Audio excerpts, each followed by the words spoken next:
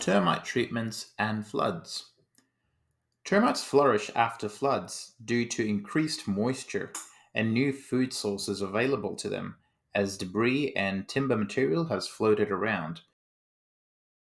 How do chemical termite treatments hold after the floods? Well, it depends on a number of factors.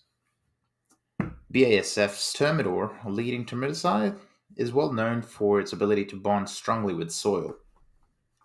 While Termidor does not leach away under normal conditions, floodwaters and debris can disturb treated zones, potentially compromising the termite management system.